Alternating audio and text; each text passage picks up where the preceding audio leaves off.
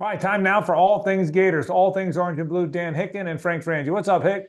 Doing great, Frank. Thank you to Southeast Orthopedic Specialists, se-ortho.com, for all your orthopedic needs, for sponsoring our podcast as we enter bowl season. A lot to talk about with Florida football. Let's talk about the bowls first. Florida going to the Gasparilla Bowl.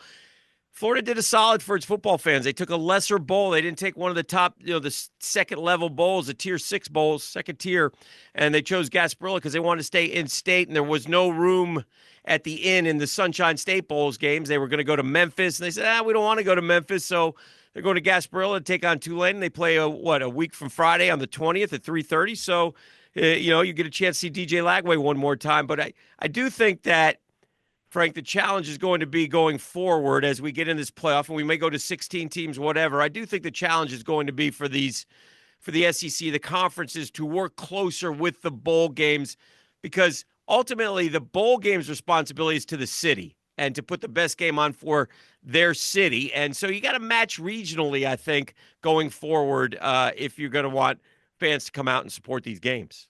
100% agree with that, Dan. It's hard with the tournament now being 12 teams. Yeah. There's really good teams in the pool with opt-outs and whatnot. Fewer players are playing, so it's going to be harder than ever to get people to come to these games. So play them close to their campuses. I totally agree with you, and I'm glad Florida's going to Tampa and not to Memphis. As a Jacksonville guy, I was kind of hoping they'd land in Jacksonville Sure. and play, but the bottom line is they're still close by, and I totally agree with you. And look, I'm glad they're playing Tulane. Tulane's not going to have its quarterback. Tulane, the Gators are a double-digit favorite, and I want to win the game, man. I want to. You beat LSU and Ole Miss and FSU, win 4 in a row to end the season. Man, the momentum you'll have now. You've already got a good recruiting year. You salvaged that. I think they're going to have a good portal year. We'll see. Man, the momentum going into next year will be enormous if they win one more time. So I'm glad it played out just the way it did. You know what's weird, Frank? It's like you got to prepare your team for a bowl game that's that's coming up faster than later. But yet you got, man, it's a tough time. College coaches make a lot of money, but you got to bring these kid after kid after kid in, right? Your current team, because your current team, like, name a player, comes in and it's like, well, how much am I getting this year? And why is the guy who plays the same position getting more? Or the guys behind me getting more? Does that tell me you think he's going to be better than me? There is so much going on here in this NIL transfer portal money deal. The coach, the parents, the general manager, all sitting in on these meetings. It's crazy, Frank. Crazy. Yeah, I agree with you. And here's the good news so far. Last year, Florida lost good players. Yeah. And Mielin's a good player. Trevor Etienne's a good player. Before that, they lost a year before Xavier Henderson, who's a pretty good player. Mm-hmm. This year, they've lost a bunch of guys, it looks like, but nobody that was going to affect them. Nobody that was going to start. No key guy, at least so far. Yeah. No guy. That makes me happy. Here's the other thing, too. The fact that Caleb Banks is staying, in my That's opinion, good. Yes. means they took care of him with NIL, because normally a guy where he is would at least test the waters, would go to that NFL draft committee that gives you back a grade or where you think you might be drafted. And then even a guy that comes back waits for a while, right? The fact that he said right away, I'm coming back, tells me they took care of him with NIL. So I like where they are. I think they do have a lot of money in that NIL ready to spend. And I think they're going to be very active. I think I'd like to see a couple more defensive tackles, a big receiver or two, Yeah. and look out. So I think it's going to be a good portal year, Dan. I do. It's really weird. And I saw Belichick getting interviewed about, he's made North Carolina's made overtures, and he has a great point, but it's become this way now in college football. They're like mini NFL teams. You have a general manager, you have recruiting, which is the draft, you have the portal stuff, which is free agency. You got to sign kids to contracts. It's insane in some ways. I was just seeing the kid from just right now is just looking South Carolina edge, Dylan Stewart. True freshman expected to receive $1 million to $1.5 million to stay in Columbia. I can only imagine what Caleb Banks got to stay. I don't know. I don't know how the numbers work. Yeah, we don't know. I don't know. I If don't that's think we want to know. I think it's ridiculous, and I mean, but again, this is what they're dealing with, and it's unbelievable. yeah. But hey, it's the world we're It in. is. I've always said this: you can't control the world you're in. You can just be the best in that world. Right. Look, I like where they are. I like the fact that Banks is staying. I think you're going to look up and see that they're going to add some good players. And listen, I know there's some rumors out there the teams are trying to get their existing good players. Yes. A&M's one of the rumors you hear. But I will tell you this, and maybe I'm wrong, and I know the portal just opened, but most of the key guys going to the portal are already there or already have announced they're there, right? So I'm hoping, I know we could get a bombshell that's going to bother us, but so far so good, I think, in terms of guys that are leaving Florida, don't you think? 100% agree. I mean, there's a couple names that stand out, but they didn't really play. I mean, Kelby Collins didn't play a whole lot. Boardingham, I think they can do better at tight end. So, and again, look, it used to be I didn't like to say anything about the college kids, but in this new age, man, I mean, they're all paid athletes. So, the media is going to talk about these guys and the wheeling and dealing that's going on. And, okay, well, we might lose him, but let's get somebody in here who can play. We've heard about some of the visits that some of the receivers are making. They're clearly in the market for a receiver, which is good. I like the guys that are coming back. I like the mix of young and old, but I do think they could still use one or two guys. Again, if I'm Florida, I'm contacted I told you this jokingly, and I don't think he's going anywhere, and I'm sure they've locked him up. But the kid at Ohio State, the Florida kid, I'd call him. I'd call the Ryan Williams kid from Alabama. I'd call them all, man. And no, you can't call them. The heck you can't. Somebody called ETN last year, didn't they? So, yeah, I can call anybody I want to call. So, but yeah, overall, though, when we start to look ahead, we have real hope. And honestly, Florida has a real legitimate shot at being a top 12 team next year and getting into this playoff, I think. I certainly think this. I do too. I certainly think there's some things that have to happen. Number one, got to keep that together. All six of those edge guys, I hope they all stay, man. Yeah. Python and Sapp and Cersei and Cameron James and Gums. I mean, I don't want to lose. I don't want to lose any of those guys. Right. Okay. All six of them, I want to keep them. All those secondary guys, I want to keep them. But there's enough depth there now. There's enough. I hope Damian George stays. He could come out if he wants to. I hope he stays. I hope Slaughter stays. And Austin Barber stays. But number one is get a few more guys in the portal. The other big part of that, Dan, is DJ Lagway. He's going to be so good, so good, so good. But he's got to develop. He was 7 out of 14 against Kentucky. Well, next year when they play Kentucky, he needs to be 22 of 28 for 312 yards. Sure. That's got to happen. You're not going to beat the SEC teams year in and year out when your quarterback's 7 out of 14. Now, look, he was hurt. He played on one leg. He's a true freshman. I expect all that to get better. But the development of their passing game and the development of their offense and playing with a little tempo, if they can add that to look, they've learned how to run the football. What a running back room they had this year, right? Right. So they can learn if they can grow offensively and become one of the good offenses of this generation, not a slow moving offense, and keep everything else the way it's been. I agree with you. They can go from being a team that was not very good to start the season, pretty darn hot to end the season, one of the better teams next year. I totally agree with that. I think you're dead on. And the neat thing about Lagway and what you say, he does have to develop, and every one of us thinks he will. I mean, every single one of us thinks he's going to be a star, and he has all the makings of it. So that's going to be an exciting thing to watch. And Gator fans will be sky high this year. And boy, you get back to you can't wait for football season to come back around again for the first time in a long time. There's a good feeling down there, and we'll see what Billy Napier does. But the portal is important because they are a 7-5 football team. And they do have that same schedule again next year. And it might be easier in terms of some of the quarterbacks you're playing, et cetera. However, they've got to make a lot of strides, and he's got to strike. He's got to strike in this portal while the iron's hot, so to speak. What do you want to see in the portal? I'll tell you what I want to see. Mm-hmm. I want to see at least one really big interior defensive lineman. I want to see maybe two. I want to see a big receiver. They don't have that 6'3", 6'4" possession guy. They got fast receivers. I want to see, if you could tell me 2 defensive tackles, 2 receivers, all of whom have played a lot of football. Dan, I'd love a backup quarterback. Here's what I'd love. I'd love a guy that comes in there that is the career passing leader at Western Michigan, yet wants to be a coach one day. Yeah. And understands he's going to come be the backup. I'd love to see that guy get in here. I would. But so you give me some defensive tackles, some big receivers, maybe a backup quarterback, 1 or 2 other guys here or there, then I would think I'd be happy with the portal. What do you want to see in the portal? Well, receiver's the one that sticks out in my mind, and I have confidence in that because Billy's done a heck of a job with his transfer portal receivers, so that would be great. You can never have enough offensive linemen.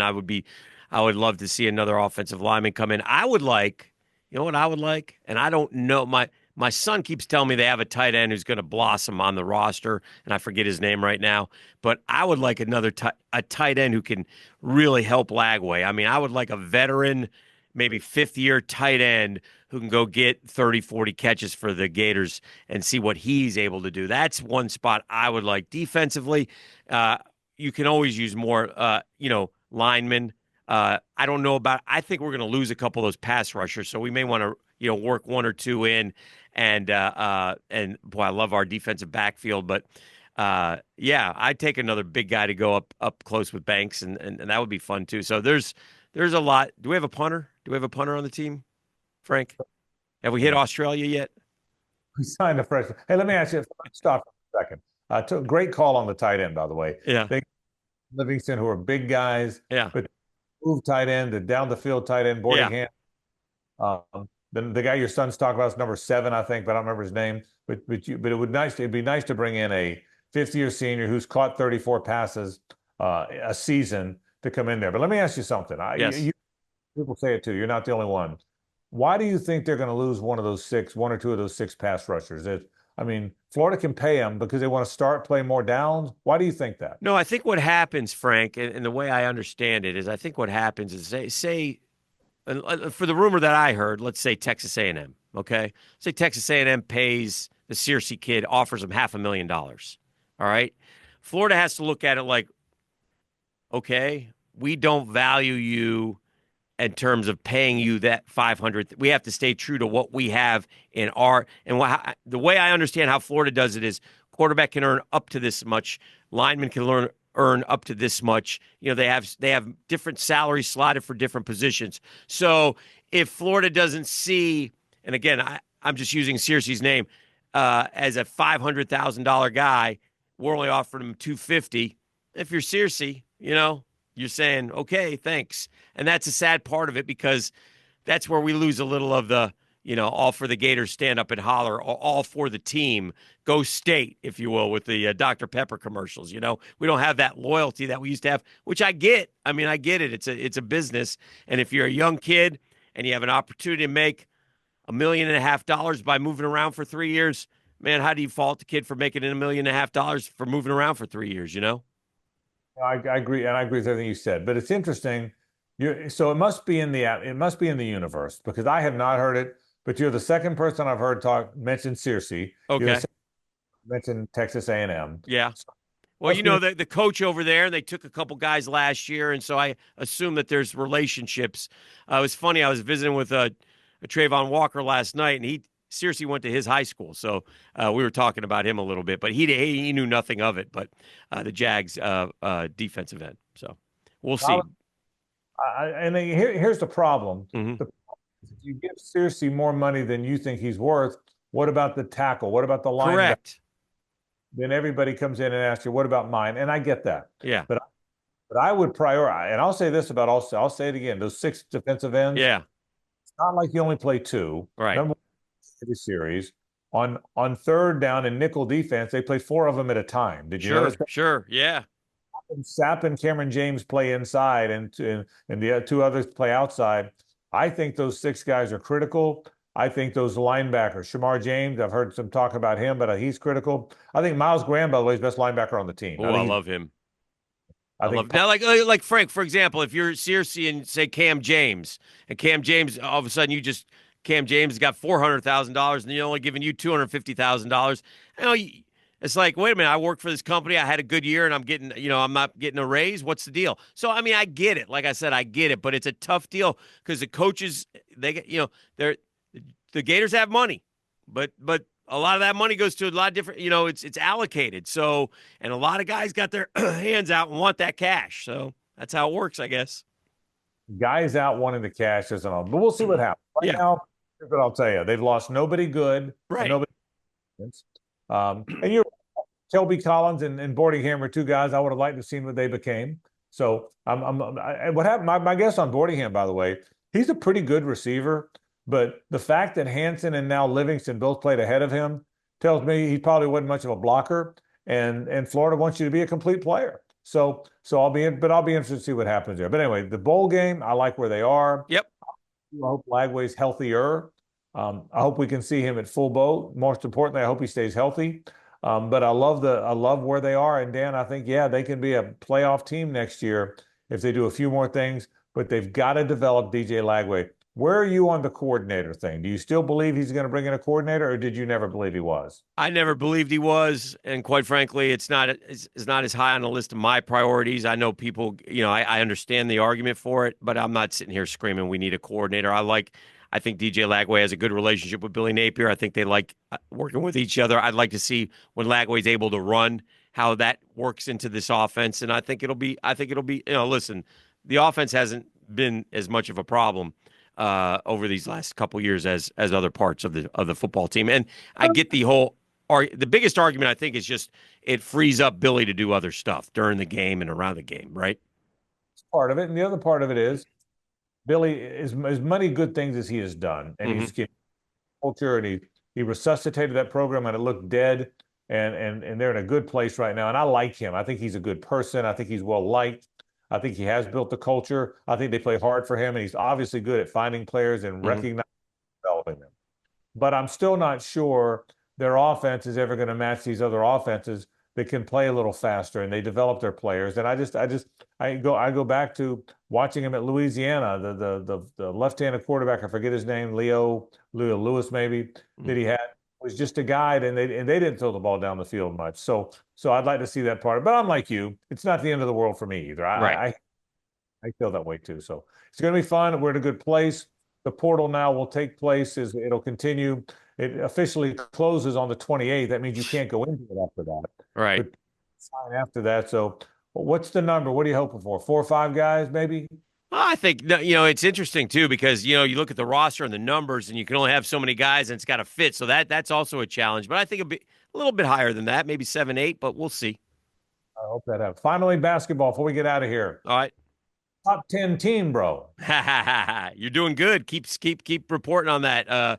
Listen, we got kind of the week off, right? We got Arizona State this weekend coming up. Comes And up the one thing I'll say about this, Frank, is, and I know there's excitement, and I love it, and it's great. We're playing good teams. We're not playing great teams yet. I like that. North Carolina, unfortunately, doesn't look like they're a great team either. So we may go this whole kind of pre-conference schedule and not see great teams, and then we're going to get hit with Kentucky and Tennessee right off the rip. So we'll find out. That SEC is loaded. Woo! How about this in closing? The Gators are 9th in the AP poll, right? Yeah. There's also 4 SEC teams ahead of them. Wow. Yeah. SEC are ranked, Dan, 9. Yeah. And so the problem is you can have a really good team, but one of these teams that thinks they're pretty good, they're going to look up and be 8 and 10 in the SEC or 7 and 11 Yeah. to get in. It's going to be so they have a very good team, but they play in one of the best basketball leagues we've seen in a long, long time. But hey, things are good. Yep. They get around the corner. So recruiting went great. The Gators have won 3 in a row. If they can make some noise in the portal, it's going to be an awfully good offseason. That's Shout out to volleyball in the Sweet 16, Frankie. T-shirt, maybe a T-shirt coming? Not yet. Final Four T-shirt. That's all things Gators. Dan Hicken and Frank Frangie. Yeah, thank you, Southeast Orthopedic Specialists. Do such a great job here in the Jacksonville area. se-ortho.com for all your orthopedic needs. Frank, we'll get you next week. Thanks, buddy.